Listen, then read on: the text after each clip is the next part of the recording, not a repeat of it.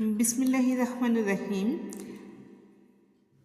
আজকের পাঠে তোমাদের স্বাগত জানাচ্ছি। নিশ্চয়ই তোমরা ভালো আছো, আমিও ভালো আছি আলহামদুলিল্লাহ।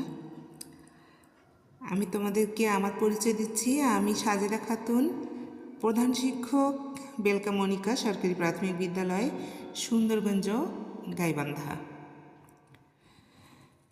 আজ আমরা পড়ব পঞ্চম শ্রেণীর বাংলা বই, অর্থাৎ বাংলা বিষয়ে আজ আমরা পড়াশোনা করব, শিখব বিরাম চিহ্নের ব্যবহার। আমরা আগেই জেনেছি বিরাম চিহ্ন কী, আজ শুধু এগুলোর ব্যবহার সম্পর্কে জানব। চলো প্রথমে একটা বাক্য দেখি। এখানে পার্কিং করিবেন না করিলে 200 টাকা জরিমানা দিতে হইবে। এখানে লাইনটিতে কোনো বিরাম চিহ্ন ব্যবহার করা হয়নি। আমরা যদি লাইনটিতে বিরাম চিহ্ন ব্যবহার করতে চাই বা ভুল করে যদি কেউ বিরাম চিহ্ন ব্যবহার করে, এখানে পার্কিং করিবেন না করিলে 200 টাকা জরিমানা দিতে হইবে। অর্থাৎ যিনি এটা পড়বেন তিনি মনে করবেন যে এখানে পার্কিং করতে হবে, না করলে আমাকে 200 টাকা জরিমানা দিতে হইবে। মূলত বিষয়টা কিন্তু এরকম নয়। বিষয়টা কীরকম? এখানে পার্কিং করিবেন না, করিলে 200 টাকা জরিমানা দিতে হইবে। তাহলে কত বড় ভুল বিরাম চিহ্ন না জানার কারণে। চলো, বিরাম চিহ্ন জানে না এমন একজন বউ, তার স্বামী বিদেশে থাকে, সে একটা চিঠি লিখেছে তার স্বামীকে বাড়ি আসার জন্য, কিন্তু সে বিরাম চিহ্নের ব্যবহার জানে না। সে চিঠিটা তাহলে কি লিখলো আমরা শুনি। ওগো, আর কতদিন বিদেশে থাকবে, এই ছিল কি তোমার কপালে আমার পা? আবার ফুলিয়ে উঠেছে বাগানটা, পানিতে তলিয়ে গেছে ছোট খোকা। স্কুলে যেতে চায় না ছাগলটা, ঘাস খেয়ে ঝিমায় তোমার বাবা। অসুস্থ হয়ে পড়েছে বাড়ির ছাদ, স্থানে স্থানে ফুটো হয়ে গেছে গাভীর পেট। দেখে মনে হয় বাচ্চা দিবে করিমের বাপ। রোজ 2 কেজি করে দুধ দেয় বড় বউ। রান্না করতে গিয়ে হাত পুড়েছে, এই দুঃখে বাড়ি ছাড়া আমি। এমতো অবস্থায় তুমি বাড়িতে আসিবে না, আসলে আমি খুব দুঃখ পাইব।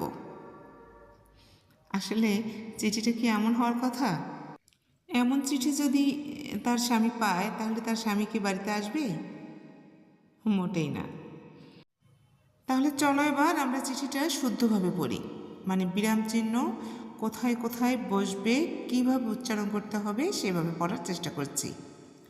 ওগো, আর কতদিন বিদেশে থাকবে, এই কি ছিল তোমার কপালে?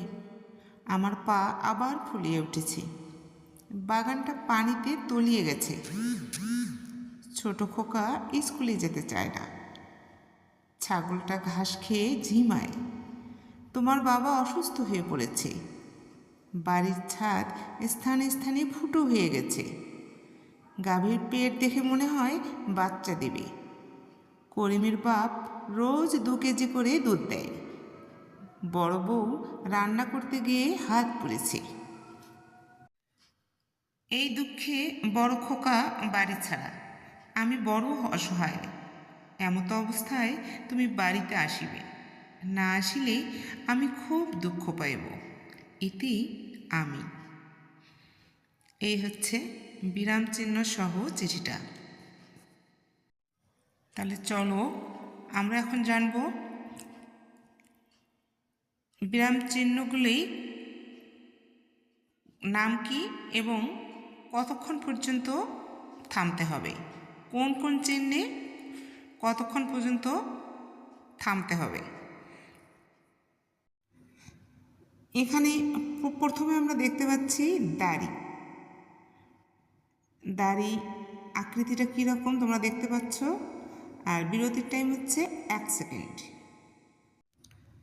আমার নাম সামিয়া, এই বাক্যটি শেষে বসবে হচ্ছে দাড়ি চিহ্ন, আর আমরা এখানে থামবো মাত্র 1 সেকেন্ড। এরপর আমরা যে চিহ্নটি দেখতে পাচ্ছি তা হচ্ছে জিজ্ঞাসা চিহ্ন, আমরা প্রশ্নবোধক চিহ্নও বলে থাকি।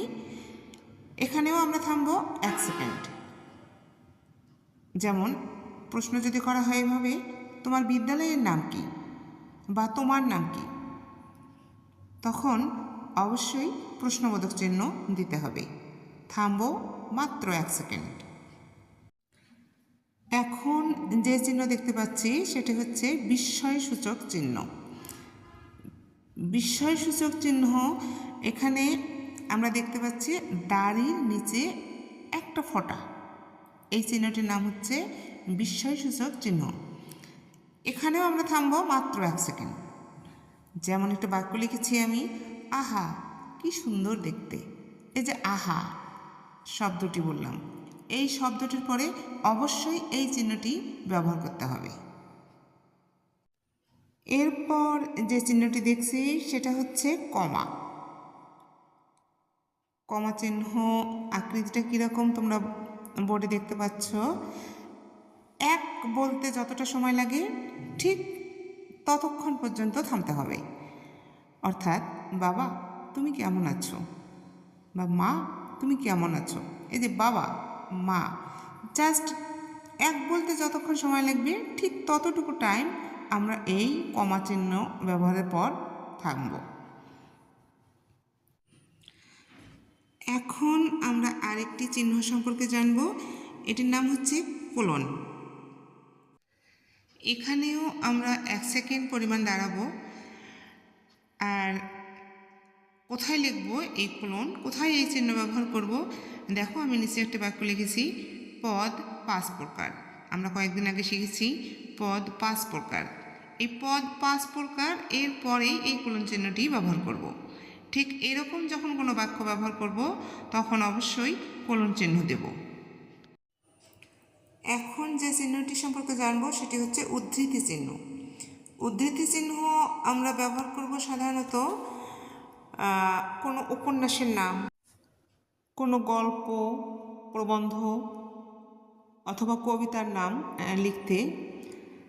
তাছাড়াও আমরা এই চিহ্ন ব্যবহার করব কারো কথা যখন হুবহু বলা হয় সেই ক্ষেত্রে, যেমন কোনো ডায়ালগ বলার ক্ষেত্রে, অথবা ধরো যেমন যদি বলি হেড ম্যাম বলেছেন কাল পরীক্ষা হবে। এই যে কাল পরীক্ষা হবে এই বাক্যটার মধ্যে উদ্ধৃতি চিহ্ন ব্যবহার করা হবে।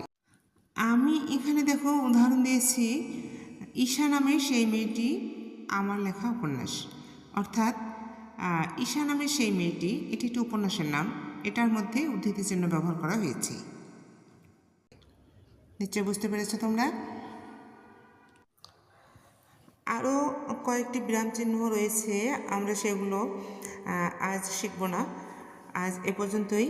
তবে যতটুকু শিখলাম যে কয়েকটি বিরাম চিহ্নের ব্যবহার আমরা শিখেছি, এর মধ্যে থেকে আমরা একটা কাজ করি, সেটি হচ্ছে আমি দেখো কয়েকটা বাক্য লিখে দিয়েছি, এখানে তোমরা বিরাম চিহ্নগুলো বসাও। দেখি তোমরা সঠিক জায়গায় চিহ্ন বসাতে পারো কিনা। এবার চলো আমরা উত্তর মিলিয়ে নেই।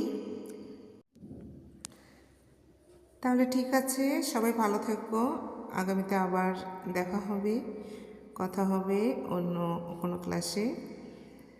সে পর্যন্ত সবাই সুস্থ থেকো, ভালো থেকো, আল্লাহ হাফেজ।